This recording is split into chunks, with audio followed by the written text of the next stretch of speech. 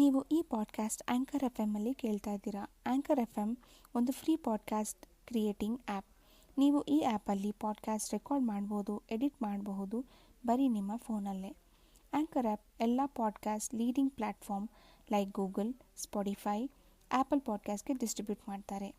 ಮತ್ತು ತಡ ಯಾಕೆ? Download the free Anchor app or go to their website anchor.fm to get started. anchor.fm.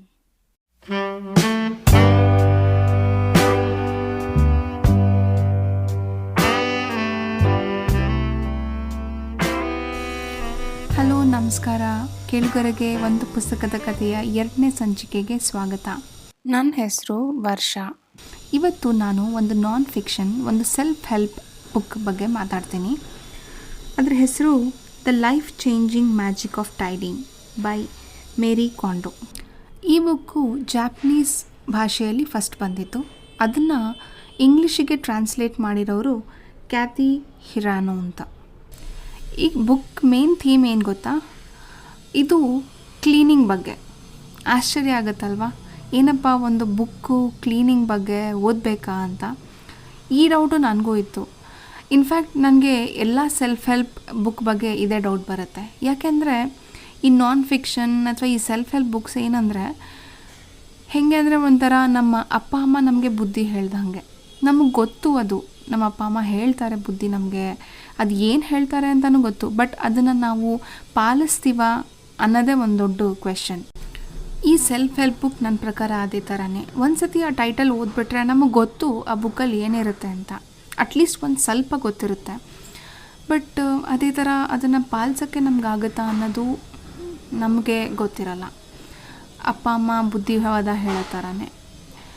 So ಓದಬೇಕಾ ಬೇಡವಾ ಅನ್ನೋದು ಅದು ಅವ್ರವ್ರಿಗೆ ಬಿಟ್ಟಿದ್ದು. ನನ್ನ ಪ್ರಕಾರ ಅಪ್ಪ ಅಮ್ಮ ಬುದ್ಧಿವಾದ ಹೇಳ್ತಾ ಇರಬೇಕು.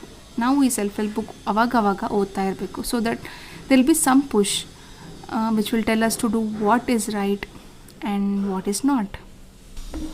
ನಾನಾಗಲೇ ಹೇಳ್ದಂಗೆ ನಾನು ತೊಗೊಂಡಿರೋ ಇವತ್ತಿನ ಪುಸ್ತಕ the life changing magic of tidying ಒಂದು ಕ್ಲೀನಿಂಗ್ ಮಾಡೋ, ಆರ್ಗನೈಸಿಂಗ್ ಮಾಡೋ ವಿಷಯದ ಬಗ್ಗೆ ಬರೆದಿರೋಂಥ ಪುಸ್ತಕ. ಇದು ಮೇರಿ ಕಾಂಡೋ ಅವರು ಬರೆದಿರೋದು. ಅವರು ಒಬ್ಬ ಜಾಪನೀಸ್ ಆರ್ಗನೈಸಿಂಗ್ ಕನ್ಸಲ್ಟೆಂಟ್. ಅವರು ಚಿಕ್ಕ ವಯಸ್ಸಿಂದನೂ ಈ ಕ್ಲೀನಿಂಗು, ಆರ್ಗನೈಸಿಂಗ್ ಅಂದರೆ ಅವ್ರಿಗೆ ತುಂಬ ಇಂಟ್ರೆಸ್ಟ್ ಇತ್ತಂತೆ. ಸೊ ಅದನ್ನೇ ಒಂದು ಅಬ್ಸೆಷನ್ ಆಗಿ ತೊಗೊಂಡು ಅವರು ಬೇಕಾಗಿದ್ದು ಬೇಡದಿದ್ದು ಎಲ್ಲ ಬಿಸಾಕಿ ಆರ್ಗನೈಸ್ ಮಾಡೋಕ್ಕೆ ಸ್ಟಾರ್ಟ್ ಮಾಡ್ತಾಯಿದ್ರಂತೆ. ಆದರೆ ಒಂದು ದಿವಸ ಅವ್ರಿಗೆ ರಿಯಲೈಸ್ ಆಯ್ತಂತೆ, ಎಲ್ಲ ಪುಸ್ತಕ ಆಗಲಿ, ಎಲ್ಲ ಪದಾರ್ಥ ಆಗಲಿ ಬಿಸಾಕೋ ಅವಶ್ಯಕತೆ ಇಲ್ಲ. ನಮಗದು ಖುಷಿ ಕೊಡೋದಾದರೆ ನಾವು ಇಟ್ಕೋಬೇಕು. ನಮಗದು ಅದರಿಂದ ಕೆಲಸ ಆಗಿದೆ ಅಂತಂದರೆ ಅದನ್ನು ಬಿಸಾಕಬೇಕು ಅನ್ನೋದು. ಮೇರಿ ಕಾಂಡೋ ಅವರು ಈ ಕ್ಲೀನಿಂಗ್ನ ಮೆಡಿಟೇಷನ್ಗೆ ಹೋಲಿಸ್ತಾರೆ. ಅಂದರೆ ಒಂದು ಮನೇನ ಕ್ಲೀನ್ ಮಾಡೋಕ್ಕೆ ಅಥವಾ ಡಿಕ್ಲಟರ್ ಮಾಡೋಕ್ಕಿಂತ ಮುಂಚೆ ನಾವು ಅದಕ್ಕೆ ನಮಸ್ಕಾರ ಮಾಡಬೇಕಂತೆ, ಬೇಡ್ಕೋಬೇಕಂತೆ, ಕೇಳ್ಕೋಬೇಕಂತೆ. ಆಮೇಲೆ ನಾವು ಈ ಥರ ಮಾಡ್ತಾಯಿದ್ದೀವಿ ಅಂತ ಆ ಮನೆಗೆ ಹೇಳಬೇಕಂತೆ. ಇದೆಲ್ಲ ಹೇಳ್ತಾರೆ ಅವ್ರ ಕ್ಲೀನಿಂಗ್ ಪ್ರಾಸೆಸ್ಸಲ್ಲಿ. ಅವ್ರ ಪ್ರಕಾರ ಏನಂದರೆ ಒಂದು ಸತಿ ನಾವು ಒಂದು ಮನೇನ ಕ್ಲೀನ್ ಮಾಡಿದ್ರೆ ಅದನ್ನು ಪದೇ ಪದೇ ಕ್ಲೀನ್ ಮಾಡೋ ಅವಶ್ಯಕತೆ ಇಲ್ಲ ಅಂತ. ನಾನು ಈ ಪುಸ್ತಕ ಕ್ಲೀನ್ ಮಾಡೋಕ್ಕಿಂತ ಮುಂಚೆ ಓದೋಕ್ಕೆ ಸ್ಟಾರ್ಟ್ ಮಾಡಿದ್ದು. ನಾನು ಮೇಯ್ನಾಗಿ ನನ್ನ ಬಟ್ಟೆಗಳು ಮತ್ತು ನನ್ನ ಬುಕ್ಸು ಕ್ಲೀನ್ ಮಾಡ್ಕೋಬೇಕು ಅಂತ ಡಿಸೈಡ್ ಮಾಡಿದ್ದೆ. ಆವಾಗ ಹೇಗೆ ಏನು ಅನ್ನೋದು ನಂಗೆ ಡೌಟ್ ಇತ್ತು. ಆವಾಗ ಬುಕ್ಸ್ಗಳು ಹುಡುಕ್ತಾ ಇರಬೇಕಾದ್ರೆ ನಂಗೆ ಈ ಬುಕ್ ಸಿಕ್ತು. ಇದ್ರ ರಿವ್ಯೂಸ್ ಓದಿದೆ. ಇದರಲ್ಲಿ ಒಂದೊಂದು ಚಿಕ್ಕ ಪದಾರ್ಥನೂ ಹೇಗೆ ಆರ್ಗನೈಸ್ ಮಾಡೋದು, ಹೇಗೆ ಕ್ಲೀನ್ ಮಾಡೋದು ಅಂತ ಮೇರಿ ಅವರು ತುಂಬ ಚೆನ್ನಾಗೆ ಅವರ ಕಾನ್ ಮೇರಿ ಮೆಥಡಲ್ಲಿ ಹೇಳ್ಕೊಟ್ಟಿದ್ದಾರೆ. ಅವ್ರ ಪ್ರಕಾರ ನಾವು ಒಂದು ಮನೆ ಅಥವಾ ಒಂದು ರೂಮ್ ಕ್ಲೀನ್ ಮಾಡಬೇಕು ಅಂದರೆ ಡೀಪ್ ಕ್ಲೀನಿಂಗಿಂದ ಸ್ಟಾರ್ಟ್ ಮಾಡಬೇಕು ಅಂತ. ಹಾಗಂದರೆ ಎಲ್ಲ ವಸ್ತುಗಳನ್ನ ಒಂದು ಕ್ಯಾಟಗರಿ ಆಗಿ ಡಿವೈಡ್ ಮಾಡಬೇಕು. ಫಾರ್ ಎಕ್ಸಾಂಪಲ್ ಬುಕ್ಸೇ ಬೇರೆ, ಗ್ಯಾಡ್ಜೆಟ್ಸೇ ಬೇರೆ, ಬಟ್ಟೆಗಳೇ ಬೇರೆ. ಈ ಥರ ಡೀಪ್ ಕ್ಲೀನಿಂಗ್ ಮಾಡೋದ್ರಿಂದ ಪದೇ ಪದೇ ಕ್ಲೀನ್ ಮಾಡೋ ಅವಶ್ಯಕತೆ ಇಲ್ಲ ಅಂತ ಅವ್ರು ಹೇಳೋದು. ಏನಪ್ಪ ಇದು ಇಷ್ಟೊಂದು ಡೀಪಾಗಿ ಕ್ಲೀನ್ ಮಾಡೋಕ್ಕಾಗತ್ತಾ ಅನ್ನೋದು ಒಂದು ದೊಡ್ಡ ಚಾಲೆಂಜೇ ಹೌದು. ಬಟ್ ಒಂದು ಸತಿ ಈ ಬುಕ್ ಓದಿದ್ಮೇಲೆ ನಿಮ್ಗೆ ಗೊತ್ತಾಗುತ್ತೆ ಎಷ್ಟು ಕ್ಲಿಯರಾಗಿ ಅವರು ಒಂದೊಂದು ವಸ್ತುಗಳನ್ನೂ ಎಕ್ಸ್ಪ್ಲೇನ್ ಮಾಡಿದ್ದಾರೆ ಅಂತ. ನನಗೆ ಇದು ಮೇಯ್ನಾಗಿ ಬಟ್ಟೆಗಳು ಮತ್ತು ಬುಕ್ಸ್ ಕ್ಲೀನ್ ಮಾಡೋಕ್ಕೆ ತುಂಬ ಹೆಲ್ಪ್ ಆಯಿತು. ಮೇಯ್ನಾಗಿ ನಾನು ಅದನ್ನು ತುಂಬಾ ತಂದಿಟ್ಕೊಂಡಿದ್ದೆ, ಇಡೋಕ್ಕೆ ಜಾಗ ಇಲ್ಲದೇ ಇರೋಷ್ಟು ಇಟ್ಕೊಂಡಿದ್ದೆ.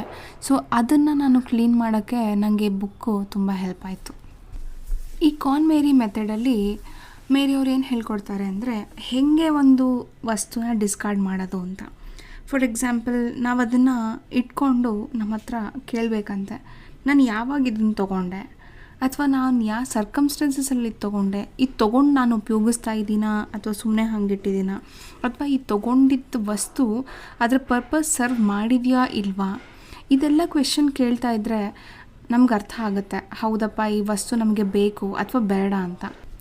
ಬಟ್ ಏನಪ್ಪ ಇಷ್ಟೊಂದು ವಸ್ತುಗಳನ್ನ ಒಂದೊಂದೇ ಇಟ್ಕೊಂಡು ಕೇಳ್ತಾ ಕೂತ್ಕೊಳ್ಳೋಕ್ಕಾಗುತ್ತಾ ಈ ಕ್ವೆಶನ್ಸ್ ಎಲ್ಲ ಅಂತ ಅನಿಸ್ತಾ ಇದ್ದರೆ, ನನಗೂ ಇದು ಅನಿಸಿದ್ದು ನಿಜ. ಆದರೆ ನಾನು ಕೂತ್ಕೊಂಡು ಯೋಚನೆ ಮಾಡಿದಾಗ ನನಗೆ ಅನಿಸಿದ್ದೇನೆಂದರೆ, ಎಷ್ಟೊಂದು ವಸ್ತುಗಳು ನಮಗೆ ಬೇಡ ಅಂತ ಗೊತ್ತು, ನಾವು ಡಿಸ್ಕಾರ್ಡ್ ಮಾಡಬೇಕು ಅಂತಲೇ ಇಟ್ಕೊಂಡಿರ್ತೀವಿ. ಅದನ್ನು ನಾವು ಮಾಡಿಬಿಟ್ಟು ಯಾವುದು ಇಂಪಾರ್ಟೆಂಟ್ ವಸ್ತುಗಳು, ಈ ವಸ್ತುನ ನಾನು ಇಟ್ಕೊಳ್ಳೋ ಅಥವಾ ಬಿಸಾಕ್ಲೋ ಅನ್ನೋದು ಕನ್ಫ್ಯೂಷನಲ್ಲಿರುತ್ತಲ್ಲ, ಅಂಥ ವಸ್ತುಗಳನ್ನ ನಾವು ಕೊಡೋಕ್ಕಿಂತ ಮುಂಚೆ ಅಥವಾ ಇಟ್ಕೊಳ್ಳೋಕ್ಕಿಂತ ಮುಂಚೆ ಈ ಕ್ವೆಶ್ಚನ್ ಕೇಳಿದ್ರೆ ಮೋಸ್ಟ್ಲಿ ಹೆಲ್ಪ್ಫುಲ್ ಆಗುತ್ತೆ ಅನಿಸುತ್ತೆ. ನಾನು ಈ ಪುಸ್ತಕ ಓದಬೇಕಾದ್ರೆ 3 ವಿಷಯನ ಕಲಿತೆ. ಒಂದು ಮಿನಿಮಲಿಸಮ್, ಇನ್ನೊಂದು ಮೈಂಡ್ಫುಲ್ ಬೈಯಿಂಗು, ಮತ್ತೊಂದು personifying each and every non living thing. First minimalism ಬಗ್ಗೆ ಮಾತಾಡ್ತೀನಿ. ಮಿನಿಮಲಿಸಮ್ ಒಂದು ಹೊಸ ಕಾನ್ಸೆಪ್ಟ್ ಏನಲ್ಲ ನಮ್ಮ ಇಂಡಿಯನ್ಸ್ಗೆ. ಯಾಕೆಂದರೆ ಹಾಗೆ ನೋಡೋಕ್ಕೆ ಹೋದರೆ ನಮ್ಮ ಅಜ್ಜಿ ತಾತ ಆಗಿರ್ಬೋದು, ನಮ್ಮ ತಂದೆ ತಾಯಿ ಆಗಿರ್ಬೋದು, ಇದನ್ನು ಫಾಲೋ ಮಾಡಿಕೊಂಡೇ ಬಂದಿದ್ದಾರೆ. ಅವ್ರ ಹತ್ರ ಯಾವತ್ತೂ ಅಷ್ಟೇ ಜಾಸ್ತಿ ಬಟ್ಟೆ ಆಗಲಿ ಜಾಸ್ತಿ ವಸ್ತುಗಳಾಗಲಿ ಅವ್ರು ಯಾವತ್ತೂ ಇಟ್ಕೊಂಡೇ ಇಲ್ಲ.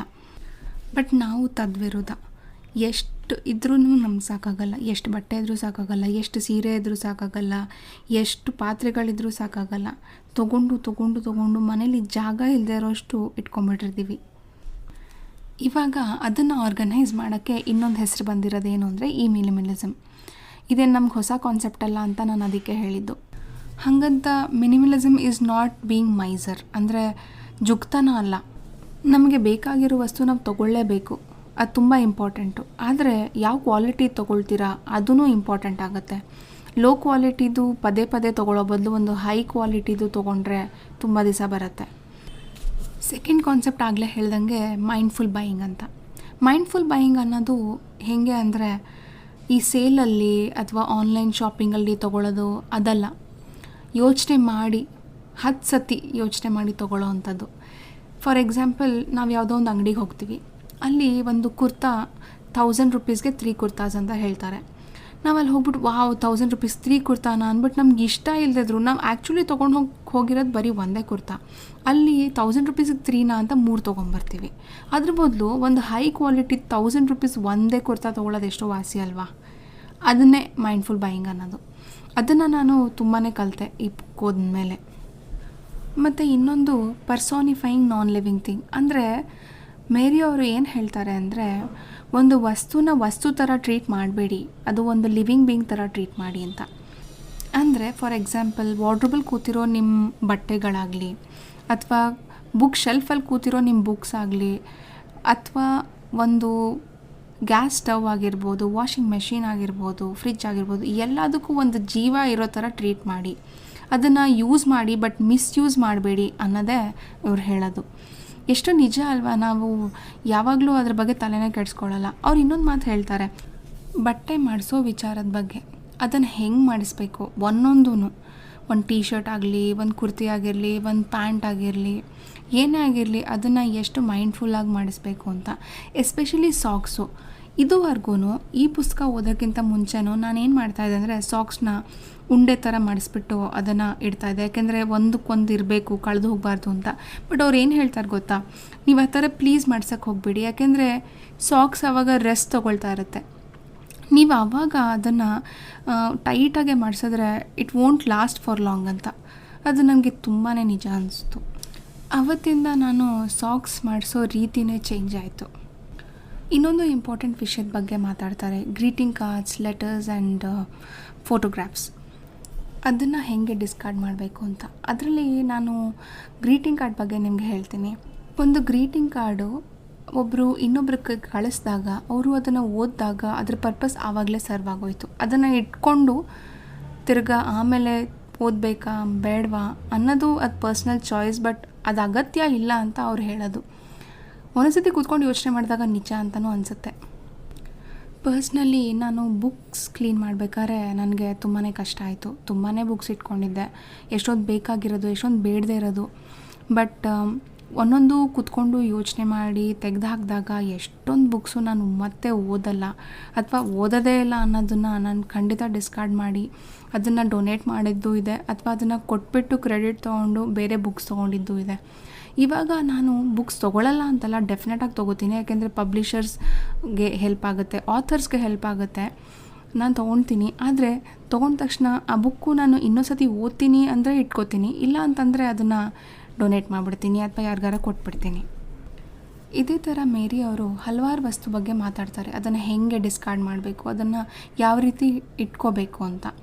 ಅದನ್ನೆಲ್ಲ ಈ ಪಾಡ್ಕಾಸ್ಟಲ್ಲಿ ಮಾತಾಡೋದು ಕಷ್ಟ ಆಗುತ್ತೆ. ಅದಕ್ಕೆ ನಾನೇನು ಹೇಳ್ತೀನಿ ಗೊತ್ತಾ, you should go and buy this book and read it. ಅವ್ರು ಇನ್ನೊಂದು ಮಾತು ಹೇಳ್ತಾರೆ, ನನ್ನ ಪುಸ್ತಕ ನಿಮಗೆ ಯೂಸ್ ಇಲ್ಲ ಅಂತಂದರೆ ಪ್ಲೀಸ್ ಡಿಸ್ಕಾರ್ಡ್ ಇಟ್ ಅಂತ. So you can do that ಅಲ್ವಾ? ಅಥವಾ ನೀವು ನೆಟ್ಫ್ಲಿಕ್ಸಲ್ಲಿ ಒಂದು ಸೀರೀಸ್ ಇದೆ, ಟೈಡಿಂಗ್ ಅಪ್ ವಿತ್ ಮೇರಿ ಕಾಂಡೋ ಅಂತ, ಅದನ್ನು ನೋಡಿ. ಅದರಿಂದ ನಿಮಗೆ ಒಂದು ಐಡಿಯಾ ಬರಬಹುದು, ಅವ್ರು ಯಾವ ಥರ ಕ್ಲೀನಿಂಗ್ನ ಹೇಳ್ತಾರೆ, ಯಾವ ಥರ ಅದನ್ನು ಆರ್ಗನೈಸ್ ಮಾಡ್ತಾರೆ ಅಂತ. ಸರಿ, ಮತ್ತು ಹಾಗಾದರೆ ನಾನು ಈ ಪುಸ್ತಕ ನಿಮಗೆ ಹೇಳಿ ನಿಮಗೆ ಇದ್ರ ಬಗ್ಗೆ ಇಂಟ್ರೆಸ್ಟ್ ಬಂದಿದೆ ಅಂತ ಅನಿಸಿದ್ರೆ ನನಗೆ ಖುಷಿಯಾಗುತ್ತೆ. ಈ ಪಾಡ್ಕಾಸ್ಟ್ ಬಗ್ಗೆ ನೀವೇನಾರು ಹೇಳಬೇಕು ಅಂತಿದ್ರೆ ನನ್ನ ಮೇಲ್ ಐ ಡಿ ಇದೆ, prosepoetry13@gmail.com. ಅದಕ್ಕೆ ನೀವು ನನಗೆ ಏನಾದರೂ ಬರೀಬಹುದು. Okay then, until next time. 2020ಗೆ ಬಾಯ್ ಹೇಳ್ತಾ 2021ಗೆ ಹಾಯ್ ಹೇಳೋಣ. I will meet you next year, ಮುಂದಿನ ವರ್ಷ. ಅಲ್ಲಿವರೆಗೂ ನಮಸ್ಕಾರ.